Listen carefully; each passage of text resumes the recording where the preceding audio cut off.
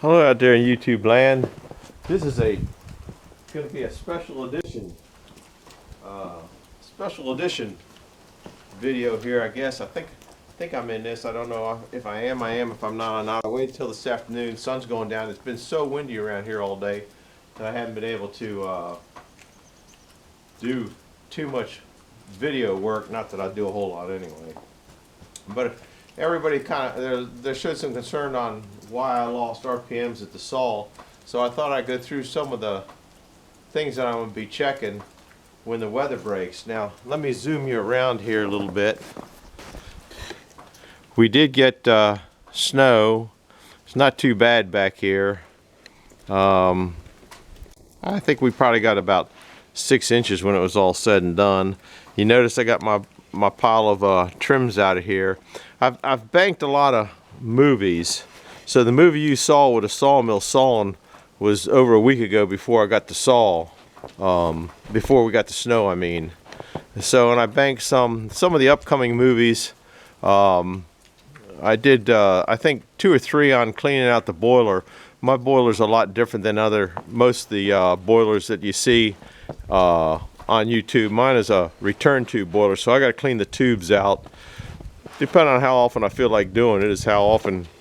Sometimes I can go. It's hard to say. You go until when you shut the door, there's a forced draft on there, and when you shut the door and that you can hear that fan kind of slow down in RPM because you're restricting it, then you know you got to get up and clean the tubes. Sometimes it'll go 2 or 3 weeks, 4 weeks, 5, 6 weeks. Sometimes it'll go. I like to clean it every couple weeks, and so I got movies of that. I had movies of machining a little part for my hydraulic can cruncher. There's a movie on that. So they're coming up, but I thought I'd shoot this in. Yeah, we did get the snow. You can see it. I don't saw in snow because it's just, too chancy when you go. When I climb over that shaft, I might slip on that. Who knows? Anyhow, that's kind of a joke there. Anyhow, I'm going to show you some of the things that it might be. I'm not sure what it is, but probably just going to end up being these belts. They're really pretty tight. Down in here, okay, what I'm looking at in the pulley, this pulley is not the correct pulley for these belts. So they sit down in there a little bit. So they're down in there. The angle is the same, but they sit down in there. Now, if these are polished real good, I'm looking for polish there, but I'm also looking to see if it goes down and touches, if it touches in the bottom. If any one of these were polished, then I'd say the belt is down in its groove. But you can see from the belt, there's no polish on that part of the belt. They look a little shiny, but I don't know that that's the power. It could be the clutch. The clutch is supposed to take, I don't know, 60, 70 pounds to put in, and if you push it in, it's really not taking much to push that in. Couple other things it can be. Over here, okay, just all teeth, and they could use. I haven't sharpened them since the hickory, which they don't feel excessively bad. That could be a problem. Another problem that you don't realize from time to time is this is what they call a splitter. When the board comes through here, okay, this holds it from clamping back. This holds it from clamping back down onto the saw. And if you have a lot of tension, in that board and it wants to go into the saw as opposed to going out from the saw, then you might have a situation where that clamps. But it's only on the taller logs that it gets above this where it's going to clamp it down just like a big disc brake. I'm kind of thinking that's more of the area that I'm looking for, but I'm going to touch up the teeth. I'm not going to change that. I'm going to go ahead and tighten the belts just a hair.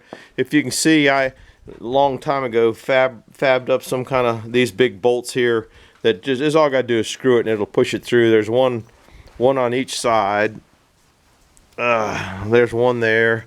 You can see the big one up there, because when you pull the back of the thing that way, it wants to pull the front of the motor this way, so that's one keeps it in that way. Then I also have a can you see the top link down there? It goes from the husk up to the saw to the engine frame area. That keeps the angle of the belts line so that it doesn't go off kilter. You can adjust that in and out, so that swings the motor like this to keep it lined up. So they're probably fairly lined up, and they really don't feel that loose. What I'll do, I don't have a crayon with me. I'll put a crayon, and we'll go back and get a crayon. It might be some time before I get sawing again, though. I have a blue crayon here, that'll work. These are log crayons.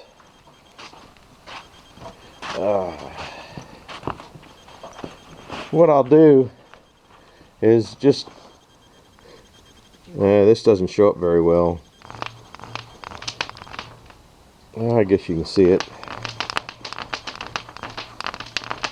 They're bouncing. Now those are, I think those are 10-foot belts, 12-foot belts, 240. I don't remember what size they are.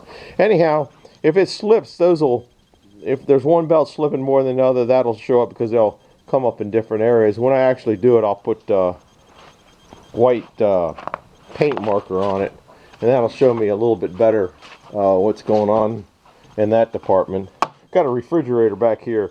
I keep a lot of stuff in there that I don't want mice to get into. It's an old no good refrigerator, just kind of a funny thing.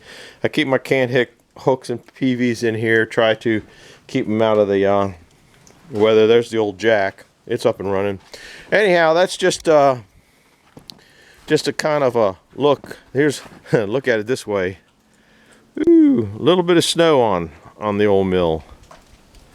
But they are meant to stay out. I'd sharpen the teeth after I take a first slab off, because after I'm done sawing, you can kind of see the pattern that the saw blade gets on. It's all dusty and stuff like that. I squirt a bunch of oil on there so it doesn't have a tendency to get a rust film on it. Here's the old shaft that everybody gives me the shaft on.